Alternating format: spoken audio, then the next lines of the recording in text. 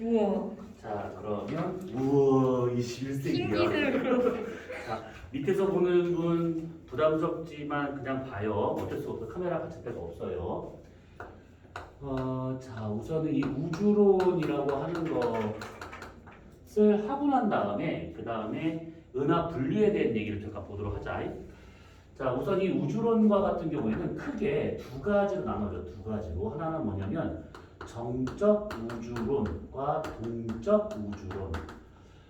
정적 우주론은 말 그대로 이제 우주는 가만히 있는 거다. 얘가 뭐 팽창하든 수축하든 그런 거 없이 그대로 고정되어 있는 상태다라고 보는 것이고, 동적 우주론은 그게 아니라 이 우주가 팽창을 하든 수축하든 간에 이게 뭔가 계속 변화가 되고 있는 그런 상태를 되고 있는 게 동적 우주론이다. 이렇게 보는 경우가 있어.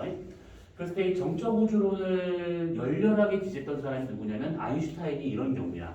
왜냐하면 아인슈타인 입장에서는 우주에 관련된 시간과 공간에 대한 상대성 이론이라든지 아니면 우주 상수라든지 이런 것을 구해야 되기 때문에 이 공간이 변화가 돼버리면 자신이 믿는 그런 이론들이 다 틀어져 버리기 때문에 우주는 가만히 있는 거다라고 생각했던 것들이지. 근데 결과적으로는 이것은 틀렸다가 이제 증명이 됐어. 이 동적 우주론과 같은 마찬가지인데, 이 동적 우주론과 같은 경우에는 크게 우주가 변화가 되고 있는 거기 때문에 우주는 계속해서 팽창할 거다 라고 주장하는 학자들이 있고, 아니다, 우주는 처음에 팽창했겠지만 지금은 우주 안에 어떤 그 물질이 많이 있는 상황인 거잖아. 뭐 이렇게 별도 있고 성운도 있고 막 여러 가지 있단 말이지.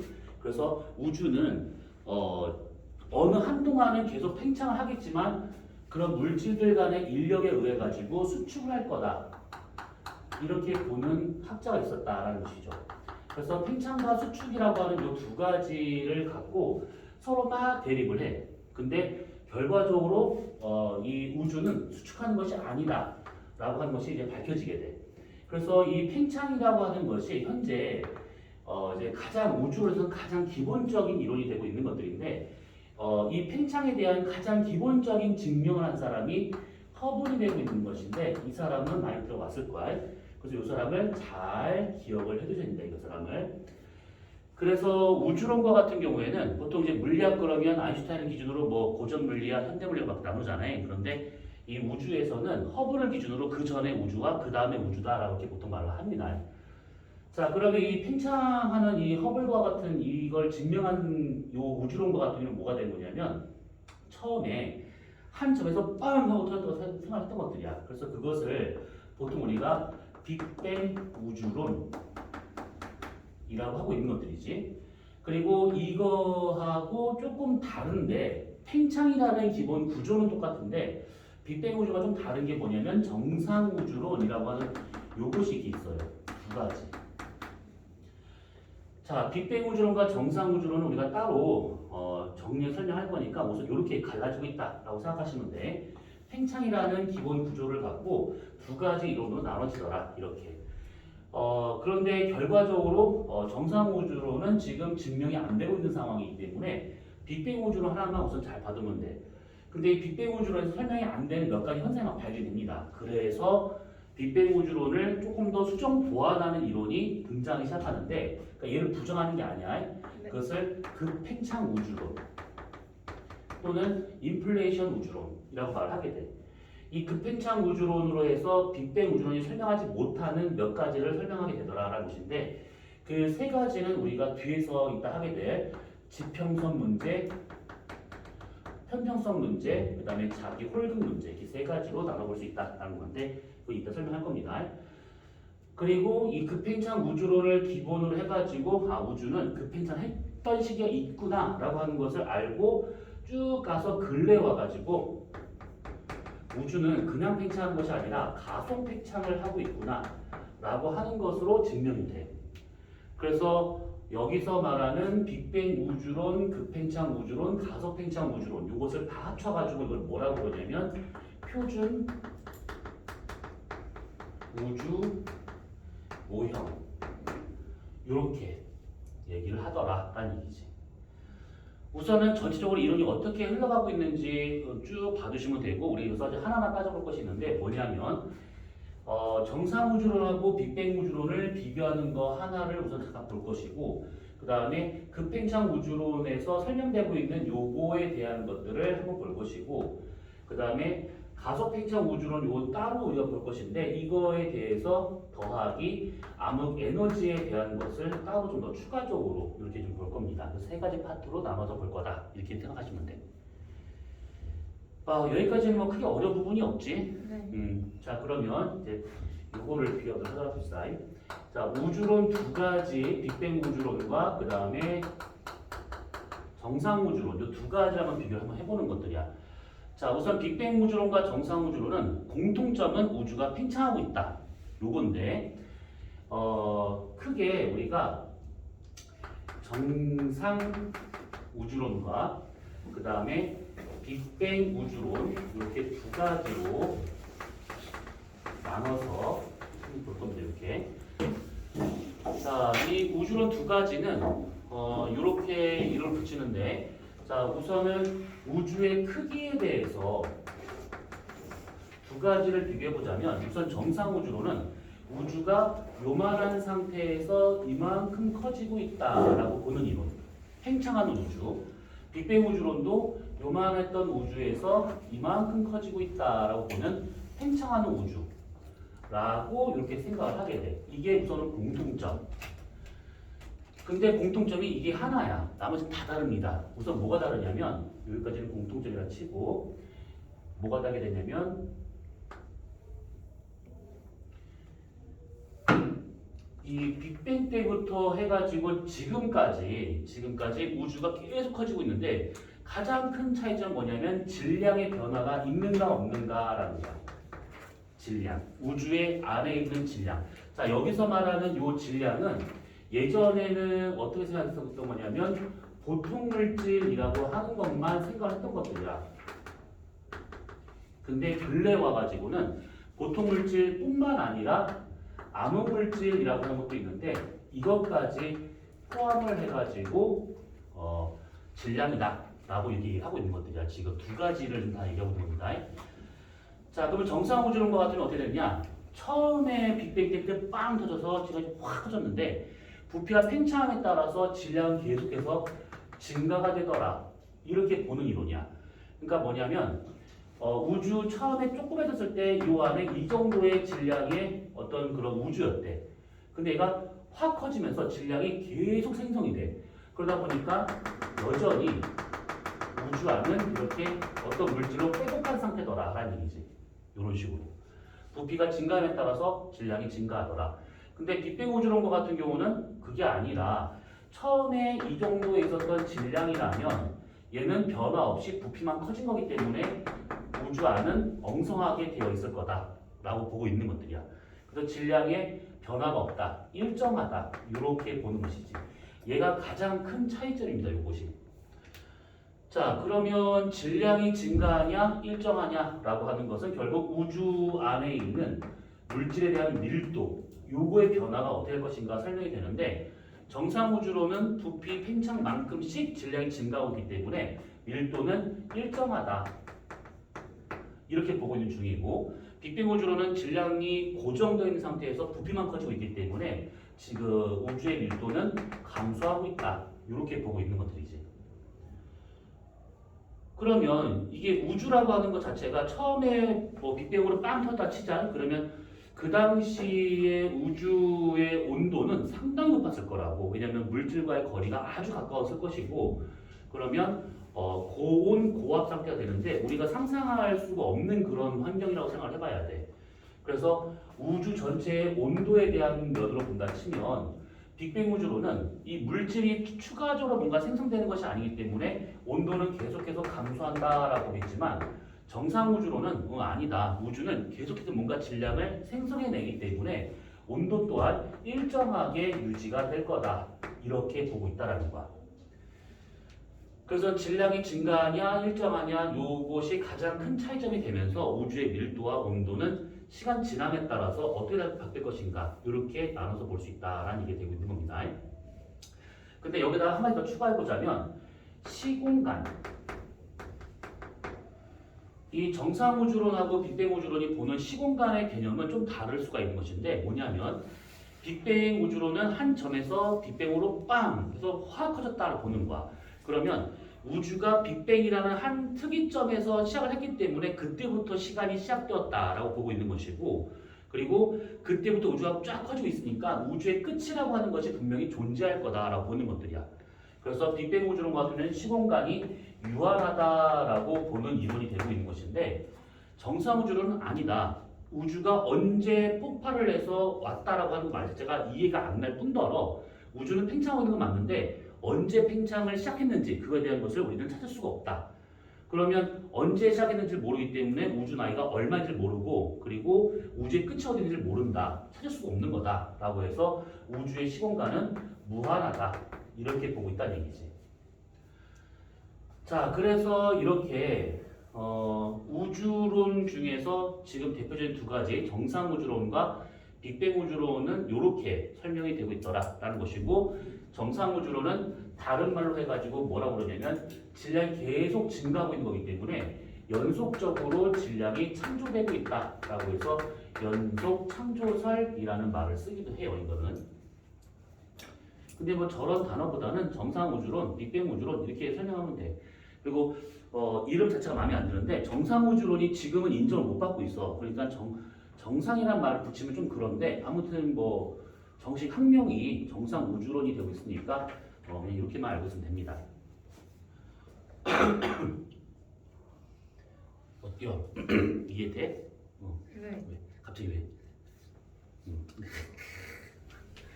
근데 요거 어떤가? 나 모르겠다 이거.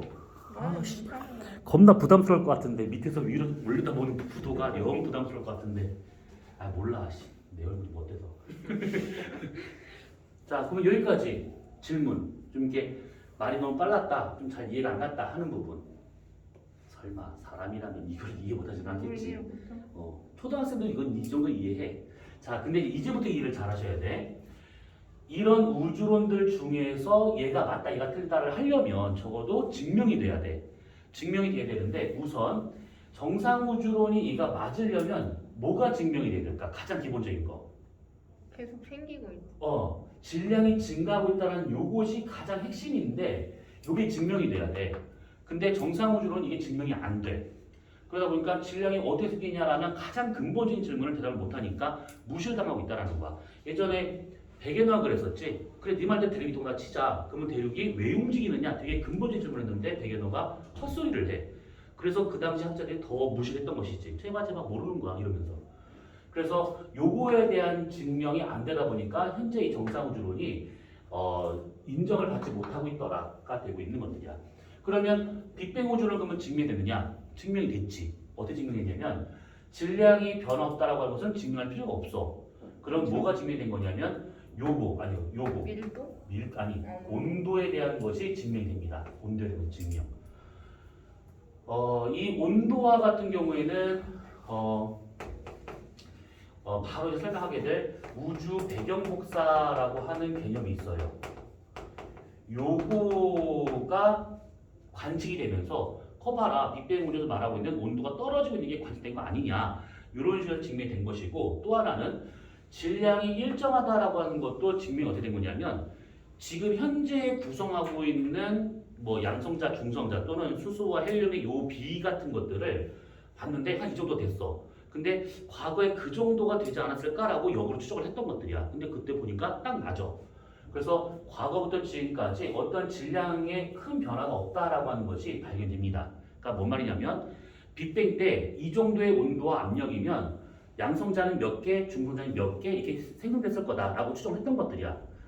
그리고 난 다음에 그런 것들이 결합을 해가지고 수소와 헬륨을 만들었기 때문에 지금 현재 우주는 수소와 헬륨이 개수비 얼마, 질량비 얼마 이게 있을 거다.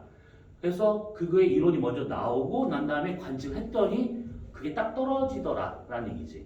그래서 두 가지가 다 증명이 돼. 요거는 중성자와 양성자의 비라든지 아니면 수소와 헬륨의 비라든지 이런 것들이 다 증명이 되더라가 되고 있는 겁니다. 자, 그러면 이제 요거 하나하나 보도록 합시다. 자, 첫 번째 빅뱅 우주론의 증거 중에 질량비 또는 개수비에 대한 걸 잠깐 볼 거야. 자, 우선은 질량과 개수비를 말하기 전에 양성자와 중성자에 대한 걸 먼저 따져봐야 돼. 양성자하고 중성자가 있는데 기본적으로 양성자가 더 많아야 돼. 중성자는 붕괴로 인해서 만들어진 거기 때문에. 그래서 우리가 빨간색을 양성자라고 가정을 하고 그 다음에 파란색을 중성자라고 한번 가정을 해보자. 자, 그랬었을 때 초창기 때부터 지금까지 양성자, 중성자의 개수비가 거의 일정한데 양성자가 하나, 둘, 셋, 넷, 다섯, 여섯, 7개 있는 거야. 중성자 하나, 이렇게. 양성자 하나 더 해보자. 하나, 둘, 셋, 넷, 다섯, 여섯, 7, 중성자 1개, 이렇게. 자, 그러면 양성자하고 중성자하고 개수비는 얼마가 나와야 돼?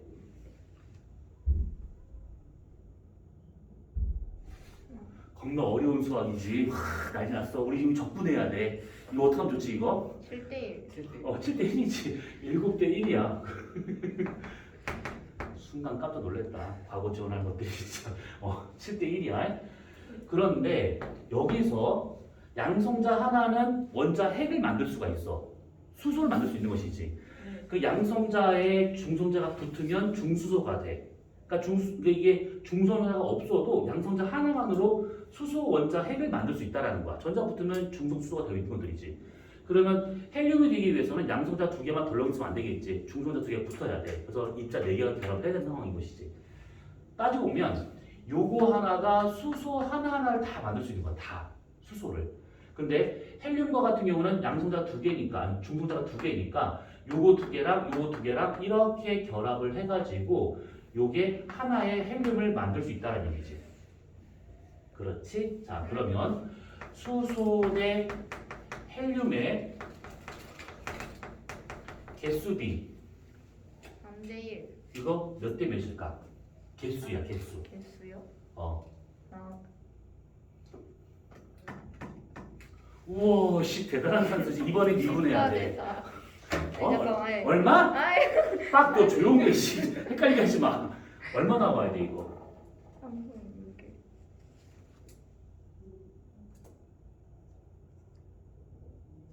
뭐래 돼요? 얘기해 줘봐. 6대1. 12대 1. 12대 1. 와, 재밌었어. 야, 빨갛게 요게 하나가 수소고 4개가 아니고 헬륨이라니까? 그러면 요게 지금 6개 곱하기 2, 이기 힘들었겠구나. 곱하기 2를 하면 12개가 되는 거야. 6 곱하기 2는 12. 그 다음에 요거 하나가 헬륨이 되고 있으니까 여기 하나야. 그래서 개수비는 12대 1이 되는 거야. 12대 1. 와, 겁나 어려웠어. 자, 그런데 수소 대 헬륨의 질량비를 한번 구해보잖아. 질량비는 얼마 될까 그러면? 하나. 겁나 더 어려워지고 있어. 너무 어려워요.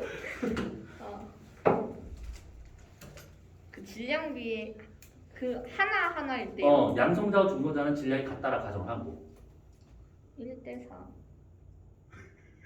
왜요? 나 미치겠네 진짜. 왜요? 1대 4 나왔어. 한 번 더 씹으려봐. 두 분 더 한번 씹으려봐. 1대 2. 1대 2 나와 씨. 진짜. 너까지 있는데. 너 빡 조용히 해봐. 좀 가만히 있어봐. 헷갈려. 같아 가정하는 거예요. 양성자와 중성자의 질량은 같다라 가정을 하고. 1대 3. 1대 3. 4. 1대 4. 맞죠? 1대 4?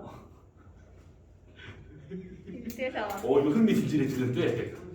3대 1? 왜? 왜? 자, 얘가 몇 개 있냐면 아니 이거 10개 전체 있지. 전체. 전체에서요? 당연하지. 그럼 내가 왜 5개냐 이거를. 그래, 전체가 치고 그럼 몇 대 몇이야? 하나 둘셋넷 12 4 3대 1. 3대 1. 3대 1이지. 너 진짜 숨 막혔어. 씨. 이거야. 이거 너무 어려워. 내가 이 수업을 몇 번 해봤지만 이건 좀 정말 많이 해봤지만 나 이런 대답 처음 들어봤어. 1대2, 1대3, 1대4 씨 어떻게 나가나 싶었다. 아무튼 이거야.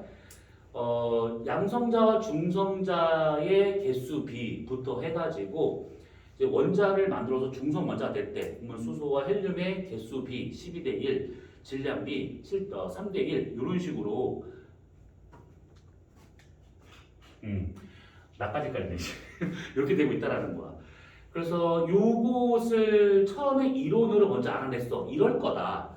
그래서 나중에 우주에 있는 성간기체, 그 다음에 별이라든지 별과 별 사이에 있는 성운이라든지 뭐 여러 가지 것들을 다 찾아봤더니 이 B가 거의 일치하더라.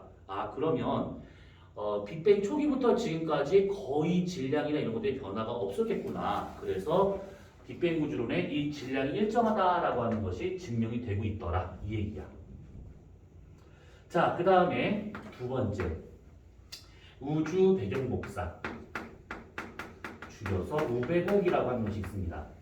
자, 이 우주 배경 복사와 같은 경우는 우주라는 말은 먼저 우리가 알고 있는 우주야. 그냥 이 지구 바깥에 있는 이 모든 우주. 그 다음에 배경이라는 뜻은 모든 방향이라는 뜻이야. 모든 방향.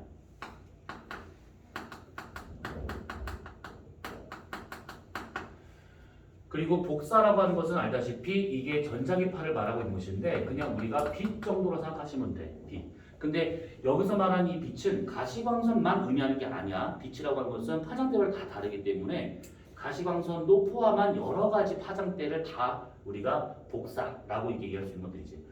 자, 그러면 이거는 어떻게 된 거냐면 이것도 처음에 예측이 됐던 거야. 이럴 거다. 그런 다음에 나중에 찾은 게 요게 되고 있는 것인데 우선 뭐냐면 우주가 한 점에서 빵 하고 터졌어. 그래서 쭉 가면서 우주가 점점점 커져. 그러다가 어느 한 시점을 지나면서 우주의 상태가 완전 달라져 버리게 돼. 어떻게 달라지냐면 빅뱅 때부터 요 시기, 요거 숫자는 좀 잠깐 기억을 해둬. 빅뱅으로부터 약 38만 년이 지나고 난 다음이야. 빅뱅으로부터 약 38만 년이 지나고 난 상황인데 이때부터 해가지고 우주는 이 기간까지 그렇게 크진 않았었어. 막 크진 않았었습니다. 그러면 그 상태가 됐냐? 물질들이 되게 빼곡하게 이렇게 있는 상태야. 여기서 이 물질이라고 하는 것은 원자 핵을 말할 수 있는 것이고 양성자, 중성자, 전자 막 다 뒤섞인 상태야. 일부 전자가 이 안에 이렇게 콕콕콕 처박힌 상태 이렇게. 그림이 약간 조금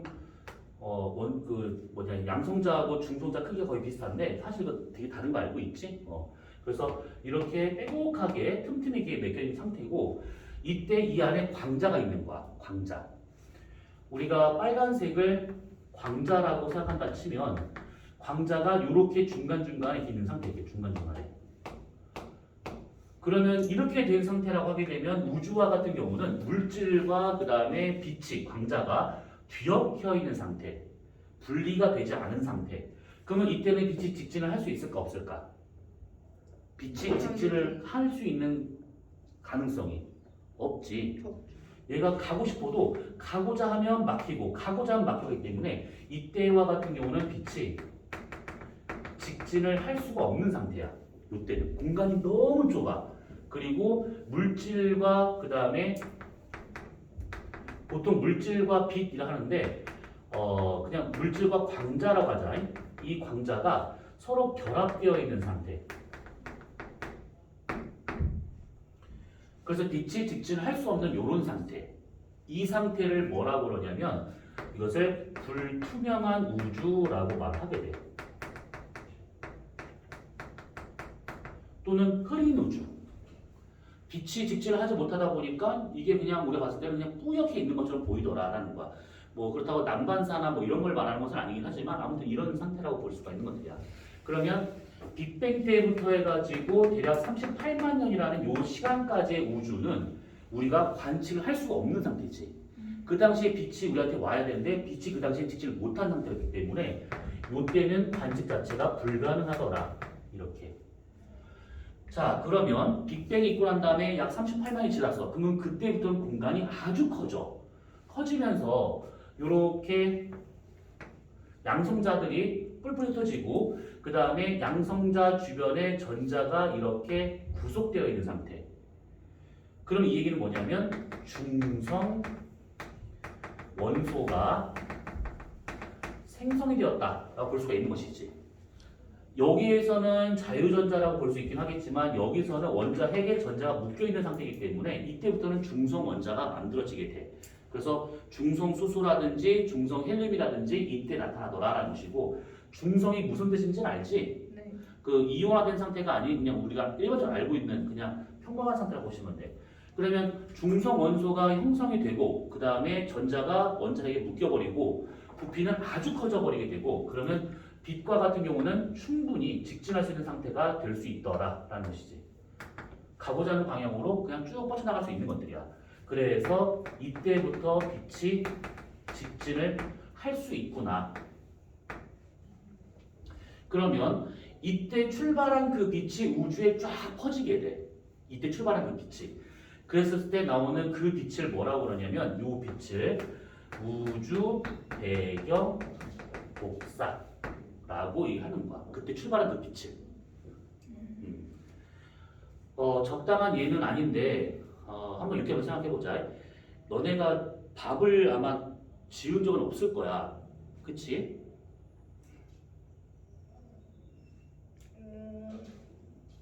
따로 밥은 지은 적이 없지.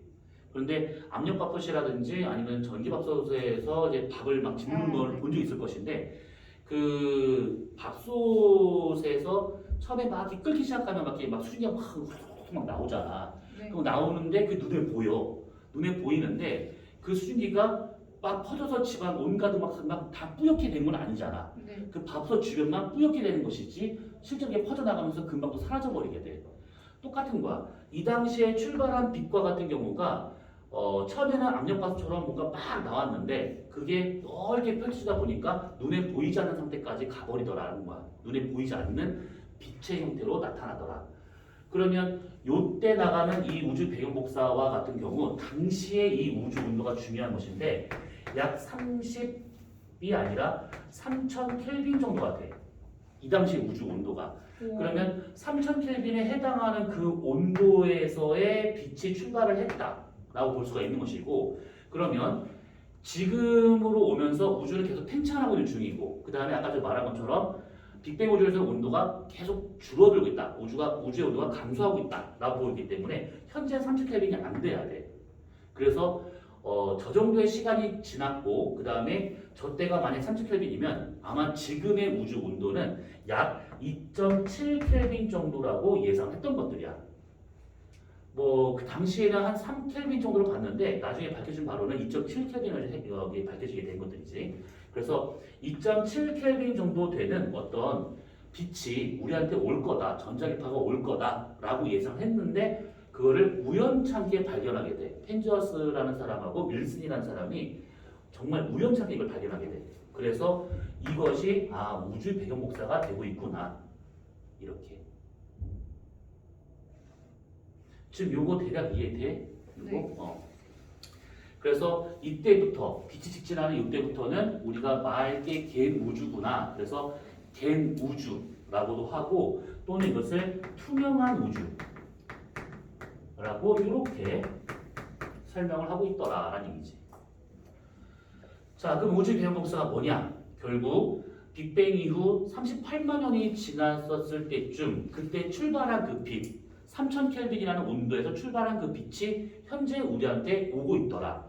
우주는 계속 팽창하고 있기 때문에 이 우주 배경 복사는 우주 전체에 골고루 퍼져 있는 빛이라고 생각하시면 돼. 그러니까 뭐냐면 우주가 요만한 상태에 있었을 때 이 안에 빛들이 막 이런 식으로 막 돌아다녔던 거예요. 이렇게 우주 전체에서. 근데 요 놈이 우주가 이만큼 커졌대. 자, 그러면 가면서 부피가 팽창을 했고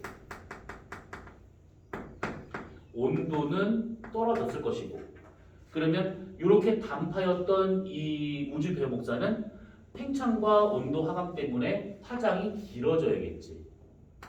이렇게 이런 식으로. 그래서 요 당시에 3000켈빈에 해당하고 있는 우주에 출발한 우주 배경 복사의 파장은 짧았겠지만 지금은 우주 온도가 많이 떨어졌고 그래서 2.7켈빈 정도 되다 보니까 그 당시보다는 파장이 훨씬 더 긴 상태에 전장이 바로 들어오더라가 되고 있는 것들이야.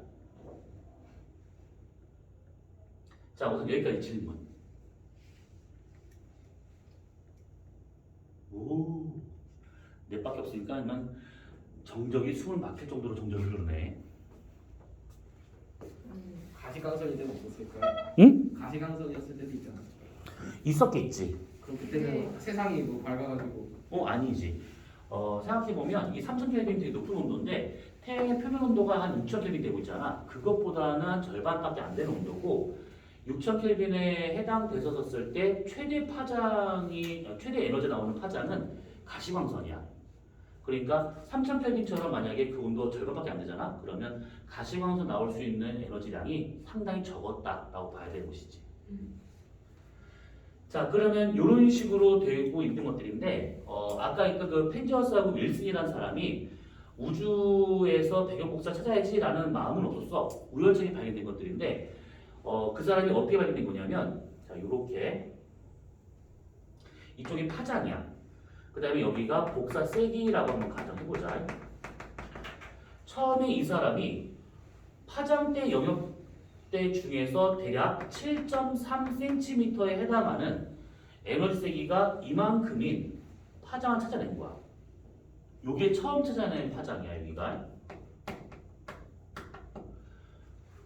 그런데 찾다 보니까 이걸 딱 처음 찾고 난 다음에 보다 보니까 더 있겠어. 그래가지고 막 찾았어. 그렇지만 파장 짧은 데서는 여기서, 파장 긴 데서는 여기서, 더 짧은 데서는 막 여기서 막 나와. 이렇게 막 나와.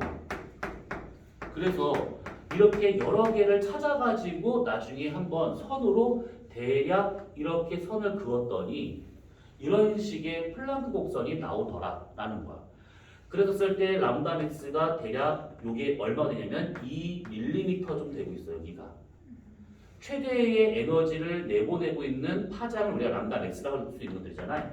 그 람다 맥스가 2mm 되고 있대. 그러면 람다 맥스가 2mm 되고 있는 이런 식의 이 흑체 복사 곡선은 우리가 이론적으로 실험적으로 알아낸 것들 중에서 어느 정도의 온도에 해당되고 있는 거냐면 요게 2.7켈빈에 해당되고 있다는 거야.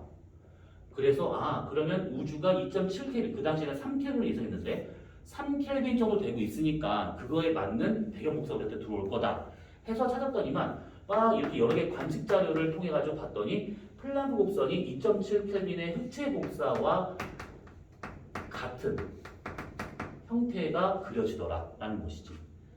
그래서 우주 배경 복사라고 하는 것이 발견이 돼, 증명이 되고. 자, 이렇게까지 질문. 신기한데요. 응? 신기해요. 나는 전혀 신기하지 않아.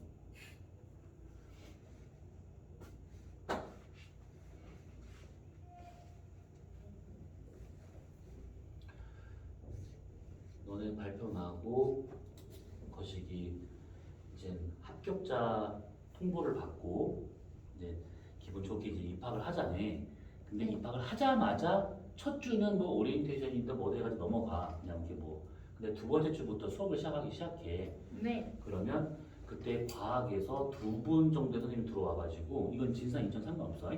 들어와가지고 각자 맡은 파트에 대한 걸 이제 수업을 하시게 되는데 네. 그 중에 제일 처음에 하는 게 요거야. 제일 첫 번째 수업이 요 놈이 되는 거야. 멘탈이 깨지겠는데요. 처음 들으면. 그렇지. 그래서 요게 마침 이게 3학년 2학기 내신에 요 내용이 비슷하게 들어가 있잖아. 그래서 바로 1학년 올라가면 그 정도의 난이도겠지라고 생각하는데 아니야. 그래서 1학년 1학기 둘째 주부터 요거를 하면서 우주론을 배우기 시작하면서 저 울렁거려요. 토 나올 것 같아요. 이런 느낌이 좀 들기 시작할 거야. 못하겠어요. 그래서 전학 가는 데도 있대.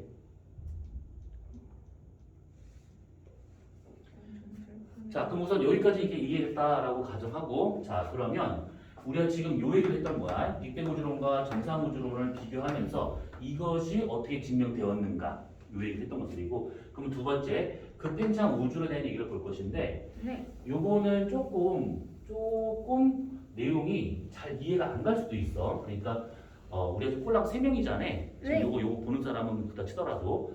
그래서 모르겠다 그러면 다시 해주세요. 이해 안 가요 다시 해주세요. 3번까지는 우선은 좋게 얘기할 수 있지만 그 다음부터는 좋게 얘기하도록 하자. 자, 네. 그래서 두 번째 요거 급팽창 우주론.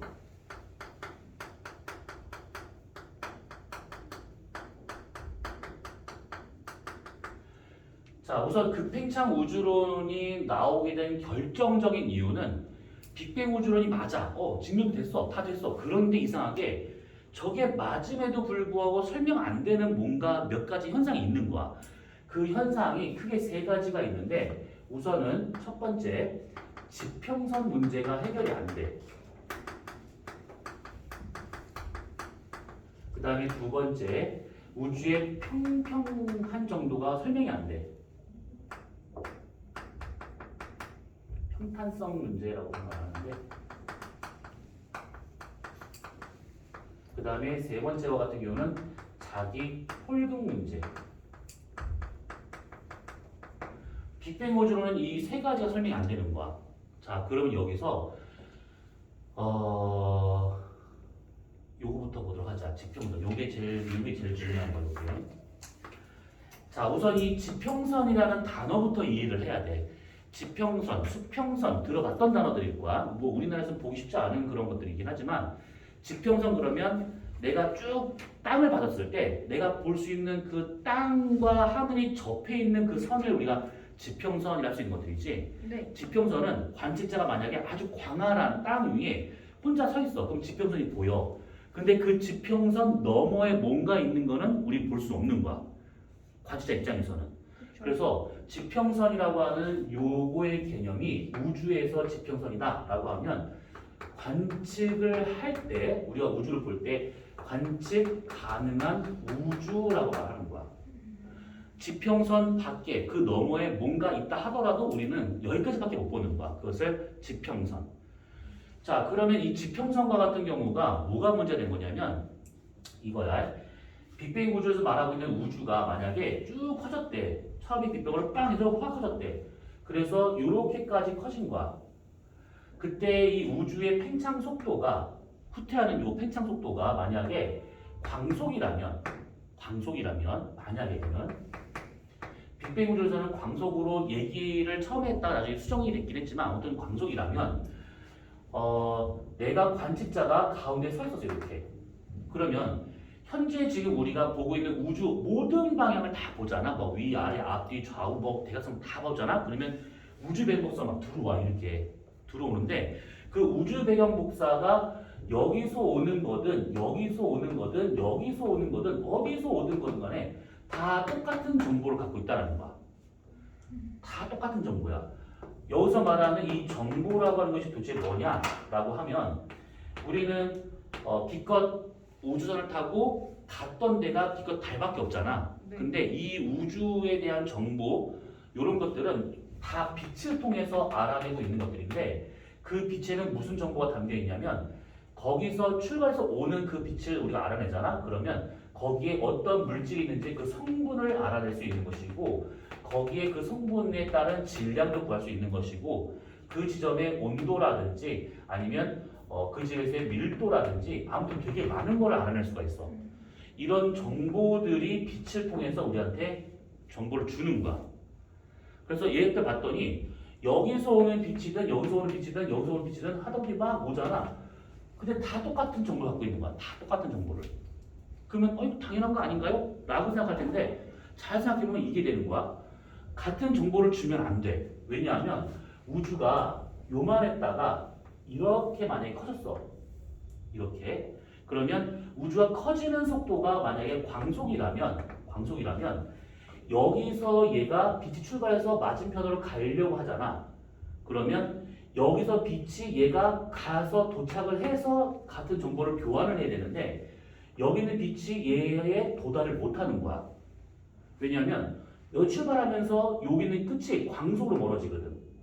그러면 빛이 출발한다 했었을 때 이 끝이 가만히 있으면 딱 닿을 건데 얘가 빛이 광속으로 쭉 가고 있는데 이 끝도 그 광속으로 가는 거야. 그럼 이것이 이렇게 가잖아. 평행하게.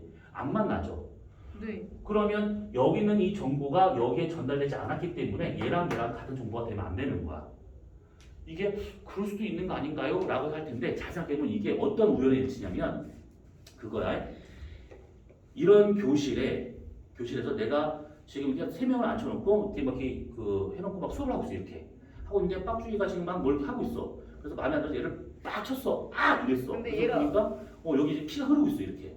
근데 마침 이 시간인데 장소만 다른 뭐 옆 건물이든지 이런 데서 똑같이 데칼코마니처럼 생긴 네 사람이 똑같은 수업을 하고 있는데 똑같이 박주희가 계속 깜짝거리는 거야. 그래서 앞에 있는 내가 얘를 딱 때려서 똑같이 피가 흐르고 있는 상황이야. 이게 말이 안 만약에 상황을 미리 맞췄으면 우리 그 시간에 그 장소는 다르지만 똑같은 사람을 4명을 섭외해서 똑같이 한번 때려보자. 피를 그렇게 한번 흘려보자. 라고 합의가 됐으면 가능한데 전혀 그런 것이 없는 상태에서 만난 적도 없는 상태에서 그런 것들이 똑같이 우연찮게 일치할 수 있는가? 그건 불가능하다라는 거야. 확률상. 여기서도 주위가 피를 흘리고 있고 여기서도 주위가 피를 흘리고 있고 막 이러고 있는 상황이야. 그게 불가능하다는 얘기지. 서로 만난 적도 없는 상황이기 때문에. 그래서 급팽창 우주론에서 이것이 빅뱅 원리에서 이것이 설명이 안 되다 보니까 급팽창 우주론이라고 하는 것이 등장하게 돼. 결론만 얘기해 보자면 어떻게 설명이 된 거냐면 정보를 교환할 수 있었던 시기가 있었다라는 거야. 얘가 빅뱅에서 한 점에서 빵 터져서 계속 등속 팽창했다면 광속으로 빛은 서로 만난 적이 없었기 때문에 정보 교환이 안 돼. 그런데 급팽창 우주론은 아니다. 얘가 어느 시기에는 이 빛들이 서로 상호작용을 해가지고 정보를 다 교환할 수 있었던 시간이 있었고 그 이후에 갑자기 커진 거다. 이렇게 얘기를 하고 있다는 얘기지. 그래서 이 정보를 교환할 수 있는 시기 요때가 언제가 되고 있는 거냐면 이거야. 이 그림을 잘 이해하셔야 돼. 빅뱅이 여기서 시작한 거야. 빅뱅이야 이거. 빅뱅 우주론에서는 등속으로 팽창한다. 그것도 광속으로 팽창한다라고 봤기 때문에 우주는 이렇게 커졌다라고 보는 거야. 그냥 쭉 똑같은 거 변화 없이 속도 변화 없이. 그래서 요만했던 우주에서 이만한 우주에서 지금 현재 이만한 우주로 커졌다라고 보는 게 빅뱅 우주론. 자, 그러면 얘가 빛의 속도로 멀어진 요 끝, 관측자가 여기 서 있잖아. 그러면 나는 이 끝을 볼 수 있을까 없을까? 이 끝을 볼수 있는. 볼 수 있을까 없을까 이거? 볼수 있어요. 이거 볼 수 있는 거야. 왜냐하면 빛의 속도 멀었다 하더라도 내가 맞았을 때 빛이 출발해서 우리한테 오기 때문에 얘네들을 우리가 관측 가능해. 그래서 여기서 보는 요 하얀색이 지평선이 되고 있다는 것이지. 지평선. 우리가 볼 수 있는 최대한 게 여기까지야. 그런데 이 급팽창 우주론은 그러면 이것을 어떻게 설명했냐면 빅뱅이 있고 난 다음에 등속으로 쭉 팽창한 것이 아니라 언제까지는 이 팽창 속도가 광속 이하인 적이 있었다라는 거야. 그래서 뭐냐면 쭉 커진 것이 아니라 어느 정도 시기까지는 얘가 조그맣게 이렇게 생각보다 크지 않은 상태가 있었다라고 보는 거야. 우주의 크기가. 그러다가 그 이후부터 갑자기 우주가 확 커졌다라고 보는 것이지. 지금 요 그림이 이해가 될까 안 될까? 알겠어요. 사실 좀 궁금한 게 있는데 빛끼리 정보 어떻게 교환하는 거예요? 응? 빛끼리 정보 어떻게 교환하는 거예요? 그러니까 빛이라고 하는 것 자체는 어느 물질에 출발한 거잖아. 아까 우리 얘기했었던 그 광자들 있잖아. 그 광자들이 서로 처음에 출발했었을 당시에 그 주변에서의 온도나 압력을 그대로 갖고 있는 전자기파, 그리고 파장 변화, 흡수선의 위치, 흡수의 선포, 뭐 여러 가지 있단 말이지. 그걸 보고 알아내는 것들이야. 그러면 여기서 말하고 있는 이 파란색은 뭐가 되고 있냐면 우주의 크기가 되고 있는 거야. 우주의 크기. 자, 그러면 이제 이걸 한번 잘 정리 한번 해보자. 요 시기를 기준으로 해가지고 빅뱅 우주론하고 급팽창 우주론이 서로 이제 다른 게 돼버리는데 여기 전에는 요 하얀색이 광속으로 커지고 있는 거니까 지평선이고 파란색은 그거와 상관없이 우주의 맨 끝이라고 보면 이게 우주의 크기가 되고 있다는 거야. 그래서 파란색 이전에는 우주의 크기와 지평선의 크기를 한번 비교를 해보잖아. 그러면 지평선이 훨씬 컸던 상태야. 눈으로 볼 수 있는 한계보다 우주 크기가 더 작았던 것이지. 그러다가 급팽창이 빵 된 거야. 그러면 그때부터는 우주의 크기와 지평선의 누가 더 크냐라고 보게 되면 우주의 크기가 훨씬 더 커지더라 이것이지. 그러니까 이거는 뭐냐면 지금 이 교실 안에 가상으로 아주 큰 공기방울이 하나 있다 생각해봐. 비눗방울이. 그 비눗방울이 실제 이제 크기가 되는 거야. 그런데 이 교실은 우리가 눈으로 볼 수 있는 최대 한계다 이 교실까지라 친다 그러면 교실은 지평선이 되고 있는 것이고 가운데 있는 이 그 비눗방울이 우주의 크게 되고 있다는 것인데 이 교실 안에 그 비눗방울이 있었을 당시에는 이 상태이기 때문에 우리가 그 비눗방울 안에 들어있든 우리가 그 밖에 있든 간에 우리 우주의 크기를 볼 수가 있는 것들이지. 근데 어느 시기를 넘어가면서 이 비눗방울이 이 교실 밖으로 넘어갔어요 이렇게. 그러면 우리는 교실까지밖에 못 보기 때문에 그 교실 밖에 있는 비눗방울을 볼 수가 없다는 얘기지. 그게 우주의 크게 되고 있다는 거야. 그래서 이런 상황이 되고 있는 게 이게 빅뱅 이게 급팽창 우주론이다 라고 보고 있는 것들이지. 그래서 요 시기에 이 작았던 시기에 정보 교환이 일어났을 거다 라고 보고 있는 것들이야. 그 다음에 뻥 커져가지고 이렇게 우주의 크기가 지평선 밖으로 넘어갔구나.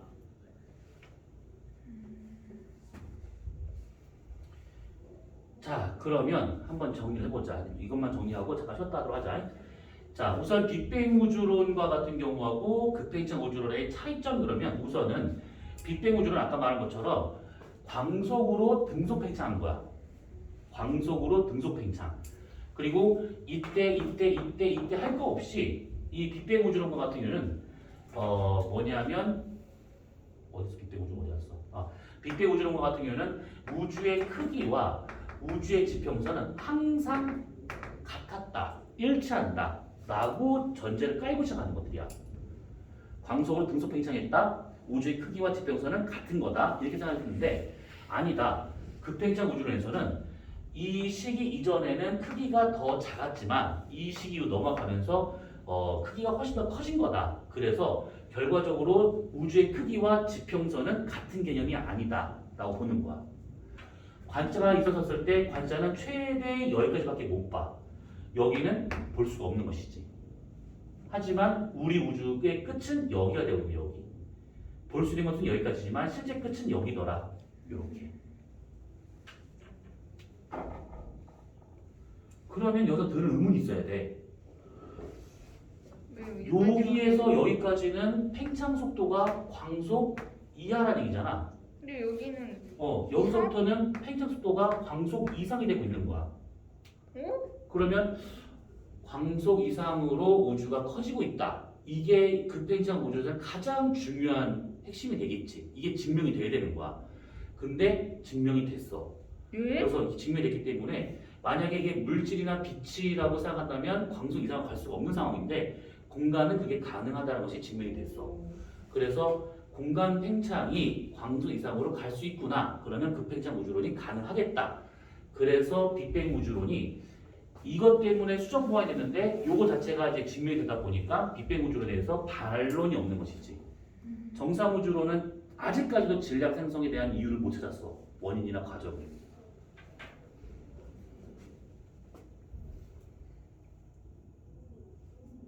이거 2, 3번은 간단한 거니까 저까지만 하고 끝내자. 되게 간단한 저거는. 네.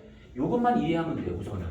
평탄선 문제는 뭐냐면 만약에 우주의 크기와 지평선이 동일한 상태로 커져버리잖아. 그러면 우리는 이 우주를 받았을 때 끝을 볼 수 있다 했었잖아. 네. 그러면 여기가 우주의 끝이 돼버리잖아. 그러면 우리는 여기에 해당하는 공류를 볼 수 있는 거야. 이 구부러진 정도를 관측 가능한 것이지. 아, 저게 아직 구부러져 있네. 이게 보여야 돼. 근데 어디를 보더라도 그게 구부러진 모습이 안 보여. 왜 그러냐? 구부러진 것은 지평선 밖에 있는 여기가 되고 있기 때문에 우리는 여기까지 못 보잖아. 네. 얘가 구부러져 있는지 삐뚤삐뚤삐뚤한지 몰라 이거를. 그래서 이 평평한 우주, 그러니까 곡률이 안 보이는 그 우주를 급팽창 우주로 이게 설명이 되더라는 거야. 빅뱅 우주로는 곡률이 보여야 되는데 안 보이거든. 그래서 왜 안 보이는가? 아, 우주 크기가 볼 수 있는 관측 범위를 벗어났기 때문에 우리는 볼 수가 없다. 다만 곡률이 어떻게 생겼는지는 모른다. 이거야. 그 다음에 자기 홀극 문제라고 하는 것은 우리가 보통 이 자석은 쌍극자잖아. NS 있는 쌍극자. 근데 빅뱅 초기에는 이게 아마 N극 따로 S 따로 있는 홀극이 있었을 거다라고 봤던 것들이야. 그러면 지금 그거가 있으면 찾아서 봤을 때 나와야 되는데 안 나와. 왜 안 나오는가라고 봤더니만 처음에는 요 안에 빼곡하게 있었던 상태 이렇게 자기 홀극이. 근데 이것이 빵 커지면서 홀극이 이렇게 지평선 밖으로 넘어가 버린 것이지. 그럼 우리가 볼 수 있는 곳은 지평선까지기 때문에 그 이상 넘어가 버렸었을 때 뭔가 있는 거는 몰라. 그래서 홀극 자체가 있긴 하겠지만 볼 수 없는 영역으로 넘어갔다. 그래서 관측이 불가능하다. 이렇게 얘기하는 것이 급팽창 우주론. 이렇게. 자, 질문 여기까지. 이해했어요.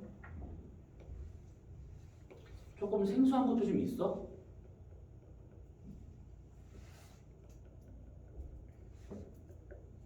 그냥 좀 모르겠는 게 나중에 과거 들어가고 내신 준비할 때 그때 좀 더 보도록 하자고.